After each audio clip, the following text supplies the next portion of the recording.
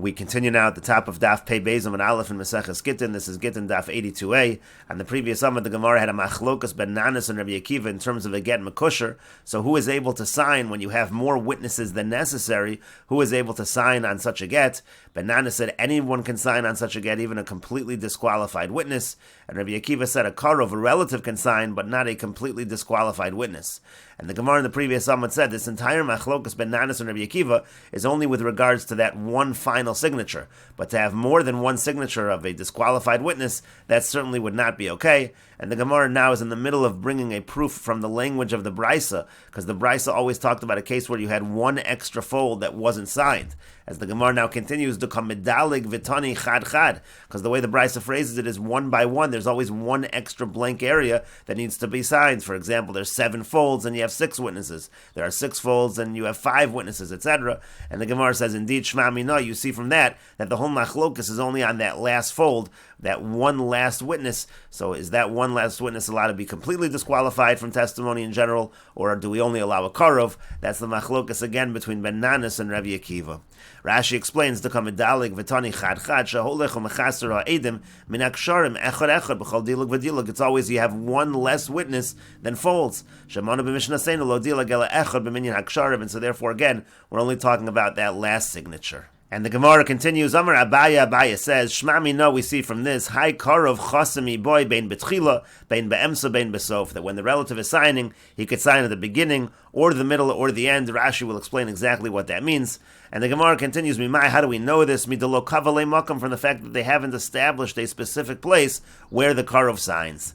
And the Gemara continues, Ushma Minan, we also see from this, Mikol Tulasa Mekaiminan, from any 3 witnesses on the get mekusher, we can certify the get mekusher. Velo Ba'inan Ritzufin, they don't need to be consecutive. Tisal Gadaitach Ba'inan Ritzufin, because if you think that they need to be consecutive, Likvalei Makam L'hai Karov Betchila, O Be'emsa O Besof, so then they should just establish a specific place for the relative in the beginning, the middle, or the end. And then you can have multiple relatives signing, and it wouldn't be a problem. You're always going to have a proper certification because you know exactly where those relatives are signing.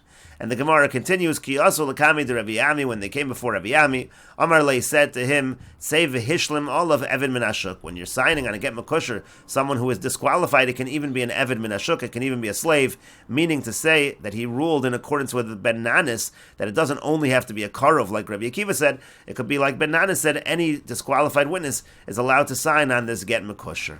And Rashi explains, Shema Mina, Hai Karov Chasim Bein Betchila Kodem L'Ksherim, when the relative signs, he can sign in the beginning before the kosher witnesses, Bein Bemso, Bein Besofo, or whether in the middle, whether at the end, Midalo Kavalei Makam L'Karchav Masnisin, from the fact that in the Mishnah it doesn't have a specific place for him to sign.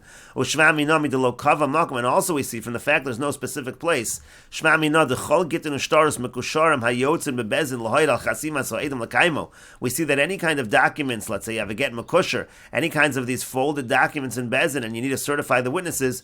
Mikol Tulosa Sahadi de Chasimi Bey Sheakiru Eide Hashokas Chasimas, and as long as the witnesses recognize any 3 signatures, Mekaiminan Leila Gita, you can certify that get. Vafilohein Mefuzar, and even if it's scattered signatures, they're not consecutive. Kagonim Yeshbo Yud Eidim, for example, let's say there are 10 witnesses.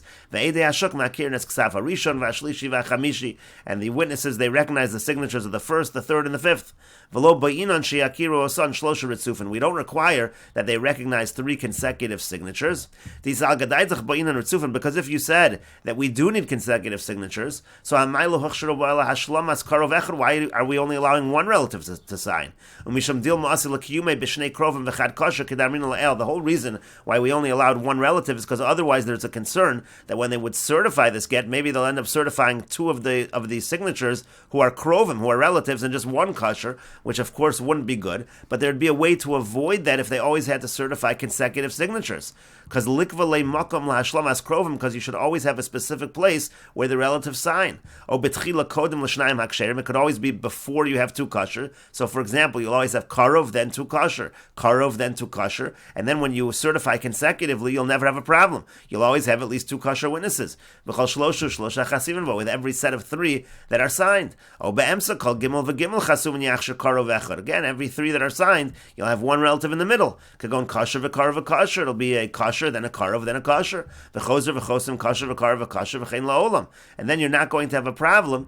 Obesof called Gimel v'Gimel Yikva Makomo. Again, it'll be at the end. You always have at the end of the set of three will always be a karov. V'lech sherbei krovim tuva. Then you can have many relative signs. V'lekal mechash dil masil l'kiyume b'shnei krovim v'chad kasher. If you're always certifying consecutively, you're never going to have a concern that you might end up certifying two krovim. Dalo mashkacha shnei krovim v'chol Gimel ritzuf. And you're never going to have two relatives in three consecutive signatures if you set it up in that fashion. And so therefore you see that it must be that no, the certification can be from any of the signatures, and that's why it's a problem having more than one relative who is going to sign.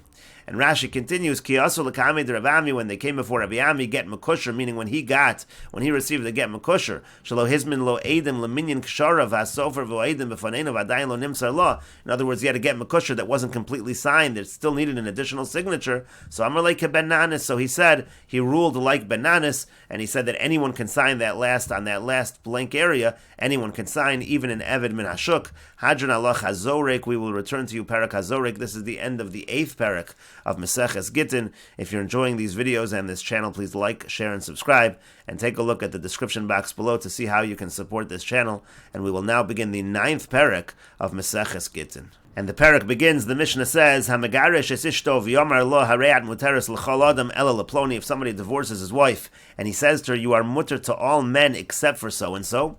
Rabbi Eliezer, mater v'chachamim ma'osrim. Rabbi Eliezer says mutter, that's a good divorce, and the chachamim say asr, prohibited, it's not going to be a good divorce.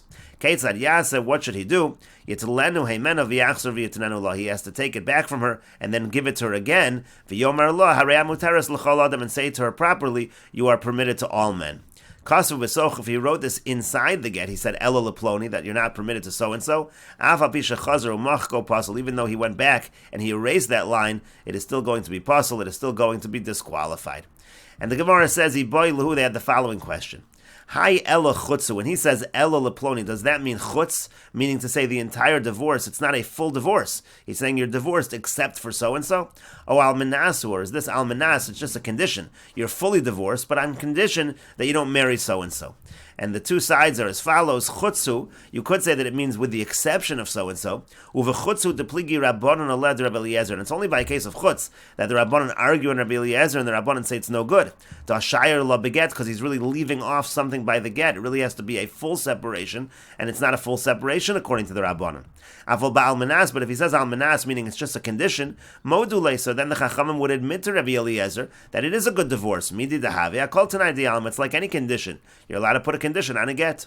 Oh, Dilmor, maybe almanasu. Maybe when it says el, it really means almanas. Uvi almanasu depolag Rabbi Eliezer ad rabbanon. And it's only by almanas that Rabbi Eliezer allows it. Only there he argues on the rabbanon.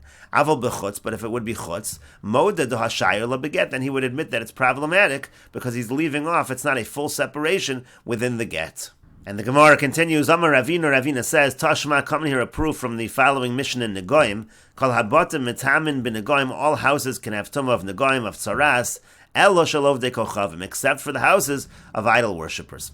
Now, if you say correctly that the word ela means chutz, so it's with the exception, meaning the houses of Ovdei Kochavim are not metame b'Negoim. Shaper, then it makes sense. But if you say it's on condition that the houses of non-Jews don't become tamei, are we saying that on condition that the idol worshippers' houses don't become tamei, then the Jewish houses become tamei? But if the houses of the idol worshippers become tamei, then the houses of the Jews will not become tamei. That doesn't make any sense. It wouldn't make any sense to interpret the word ella as almanas. V'yoden further, can you possibly say the houses of idol worshippers become tamei? Of course it means with the exception of those houses. Vatanya, as we learned in a brayso, and asati negat saras beveis eretz achuzaschem. It says that there's a negat saras in the house of eretz achuzaschem. It's like your houses. Eretz achuzaschem mitamim b'negoim. The houses of your heritage. Those are the ones that have tumah of negoim. Vein batei of dekochav mitamim b'negoim. But the houses of the idol worshippers, they do not become tamei with saras. Ela shmamina chutzu shmamina. Rather, you see indeed that the word ela means chutz, and the Gemara says indeed this Mishnah in Negoim is a proof. And the Gemara continues, Masnisan de lo ki haitana de Tanya. Our Mishnah does not follow the Tana of the following brayso. Amar Rabbi Yossi Rabbi Yehuda. Rabbi Yossi Rabbi Yehuda says, Lo nechleku Rabbi Eliezer v'chachamim al hamegarish esishto v'yamar la haread muteres l'chol adam chutz mi ploni.